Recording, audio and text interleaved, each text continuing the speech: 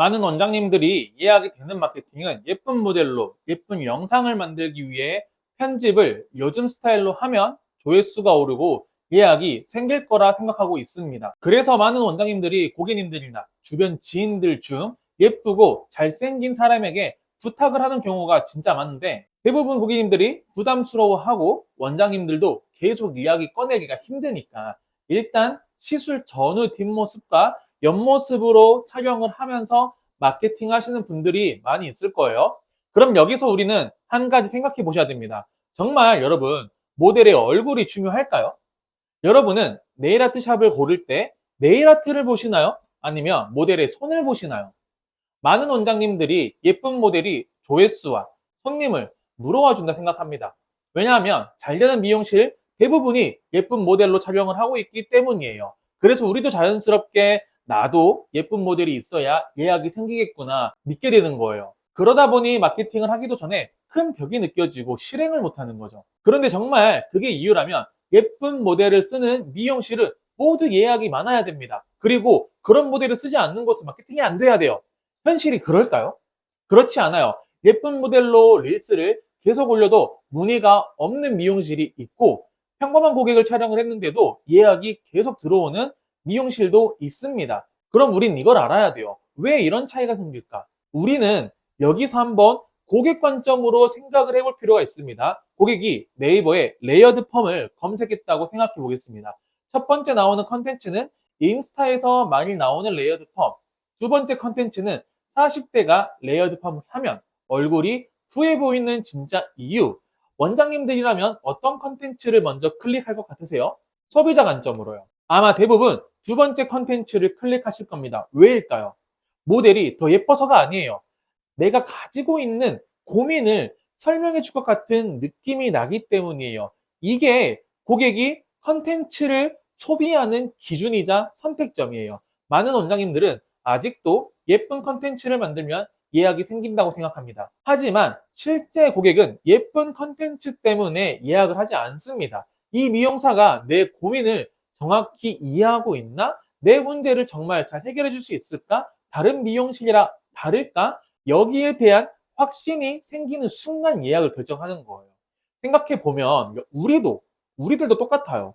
피부가 계속 뒤집어질 때 피부과를 찾는다고 가정해 보겠습니다. 그때 우리는 피부과 모델의 얼굴을 보고 병원을 예약하시나요? 아니면 왜 피부가 계속 뒤집어지는지 알려주고 왜 아무리 좋은 화장품을 써도 나아지지 않는지 이런 문제를 정확하게 설명해주고 해결책을 제시해주는 병원을 더 신뢰할까요? 아마 대부분이 후자를 선택할 겁니다. 미용실도 똑같은 거예요. 고객은 예쁜 모델을 보러 오는 것이 아니라 자기 문제를 이해해주는 전문가를 찾는 중이에요. 그래서 제가 실제 계정들을 운영하면서 확인한 결과도 똑같았습니다. 데이터를 보시면 이렇게 평범한 얼굴에 모델 촬영을 통한 컨텐츠로 낮은 조회수가 나오지만 이렇게 10개 만들어 놓고 가만히 방치해도 몇 개월간 인스타그램을 통한 파마 고객이 꾸준히 20명이 넘어가고 신규 고객 매출 또한 이렇게 많이 나오는 걸 볼 수가 있습니다. 반대로 이렇게 예쁜 모델을 통해 요즘 스타일로 컨텐츠를 만들어도 손님의 문의나 예약이 없어서 어려움을 겪는 분들도 진짜 많이 있습니다.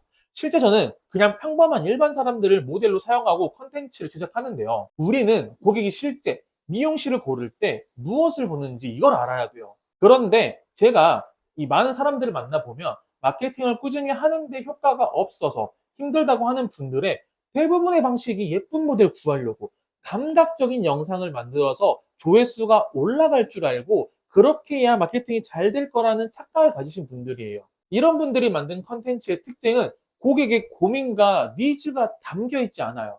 단순 조회수만 생각을 하고 예약은 생기지 않으니까 정말 미쳐버리는 거죠. 우리가 예쁜 얼굴의 모델을 구해야 마케팅을 성공할 수 있다 생각하는 이유는 아마도 잘 나가는 대부분의 미용인들이 그렇게 하기 때문일 거예요. 그런데 여러분, 그렇게 해서 성공하는 사람들 여러분 주변에 있나요? 100명 중에 몇 명이나 있나요? 한번 생각해 보세요. 여러분 주변, 동네에 진짜 몇 명이 있는지 많이 있나요? 아닐 겁니다. 그런 문제는 모델이 아니라 다른 곳에 있다는 거예요. 하지만 이걸 모르고 대부분의 미용사가 하니까 나도 따라서 비슷하게 예쁘고 잘생긴 모델, 비슷한 스타일로 인스타와 유튜브를 도배해봤자 아무런 효과가 없다는 거예요. 왜냐면 다들 이렇게 하고 있기 때문에 별로 특별해 보이지가 않아요.